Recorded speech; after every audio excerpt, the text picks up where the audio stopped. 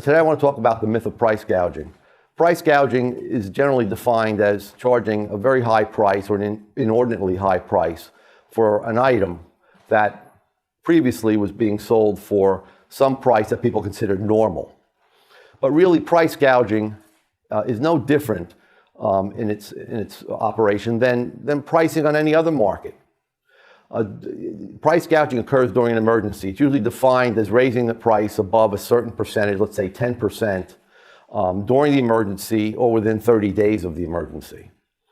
But sellers are able to do this precisely because market conditions have changed. There's been a fall in the supply of the item during the emergency, and at the same time, an increase by consumers in demand. You have to ask yourselves the following question. If sellers suddenly have become greedy, why is it that they have become greedy overnight? Why didn't they try to charge the higher price the day before? Well, they would have all liked to have charged a higher price the day before, but the market conditions were such that they were unable to. So what they did simply was when the emergency hit and market conditions changed, they priced according to those market conditions.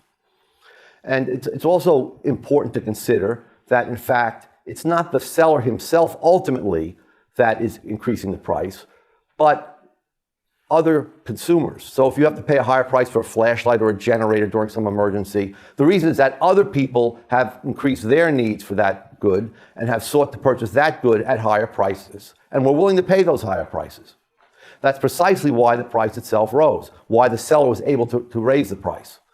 Let's take the example of Indiana. In the wake of these winter storms. During the last half a year or so, the price of propane gas, which is used by about 10% of the households in Indiana, doubled from $2.50 per gallon to $5 per gallon. And everyone admits that it was market forces. In fact, the Attorney General of Indiana pointed out that it was market forces that caused this doubling of the price. On the one hand, you had an increase in exports to foreign countries, which diminished the supply and the inventory. And on the other hand, there was an increase in demand by Midwestern farmers who had a particularly wet harvest for their corn and therefore needed more propane to dry the corn. In any case, the Attorney General went on to say, after admitting that it was market forces that drove this increase in price, that now that he had emergency powers, he would indeed look into violations of price gouging laws. So here's one example in which the politicians understand the driving force, but yet are still going to prosecute. In New Jersey, something similar happened.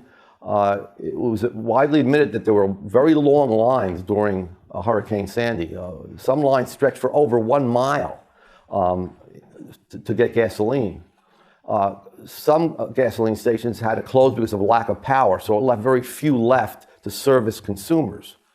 And these stations naturally raised their price as they saw the lines lengthening from around the national average of $3.60 per gallon to around $4 per gallon. Now, the AAA spokeswoman who commented on this situation said, well, you know, it's okay if they raise it to $3.67 or $3.70. That's understandable in this situation, and it is justified by market forces. But $4 is outrageous. That's price gouging. No, that's not price gouging. In fact, that is what is justified by the market conditions. That is what causes people to conserve on the amount of gas they buy. That is, they don't top off their gas tanks. They buy less because of the high price, and they leave more for others. Or they drive out of the area of emergency into other areas where the price is lower. Beyond that, of course, there's a supply side effect. In Indiana, they did make implement the correct policy. They made it easier for people to transport propane to the propane customers in Indiana. They did that by loosening restrictions on the number of hours transport drivers were able to drive, rather. But on the other hand, at the same time, they, as I said, started to make noises about looking into price gouging.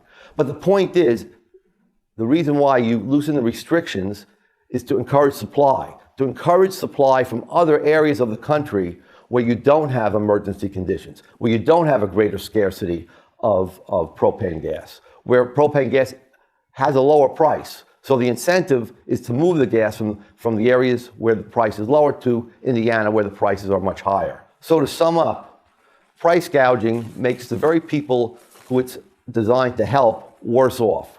Those are the consumers in the affected areas, in the areas of emergency. They're the ones who now find that others have purchased more than they would have if the price had been permitted to rise on the one hand, and on the other hand, that the supply is being suppressed by the fact that prices are kept low in that area. If prices were allowed to rise, there would have been a greater supply to the area, and there would have been a natural decline in prices. The way to decrease prices during an emergency is to allow prices to rise, drawing in supplies from areas of plenty to areas where there's a greater scarcity.